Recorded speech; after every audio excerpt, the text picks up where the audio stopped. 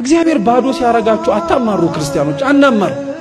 ባዶ ሲያረገ ለሆነ ነገር እያዘጋጀህ ነው። ለሆነ ትልቅ ዓላማ እያዘጋጀ ነው። ተመልከቱ። ሙሴን እኮ የበግ ጠባቂ አድርጎ ያስቀመጠው ለምን መሰላችሁ? በኋላ ላይ እስራኤላውያንን የሚመራ መሪ ስለሆነ በበጉ ያለማመደው እኮ ነው። በግ እኮ ስንት አይነት አመል አለው። አንዱ ልጋጥ ይላል፣ አንዱ ልኮብልል ይላል፣ አንዱ ይጋጫል፣ አንዱ ይማታል፣ አንዱ ጭቃ ውስጥ ይንከባለላል፣ አንዱ ውሃ ይጠጣል።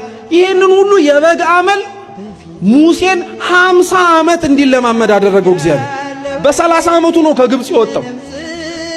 50 ዓመት ሙሉ በግ ጠባቂ አደረገው። 50 ዓመት ሙሉ ይሄንን በግ ያስጠበቀው ግን ተዋርዶ እንዲቀር ስለፈለገ አይደለም።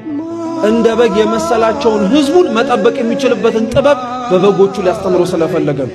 ታዲያ ዝቅ ማለት ሁሌ ውርደት ይመስላችኋል? ባዶ ሆኖ መገኘት ሁሌ ማጣት ይመስላችኋል? ክርስቲያኖች በፍጹም አይደለም። እግዚአብሔር ዝቅ ሲያረግ ለተለየ ነገር እያለማመደ ነው። እግዚአብሔር ዝቅ ሲያረግ ከፍ ላለው ዓላማ ከእንዲሁ እያዘጋጀ ነው።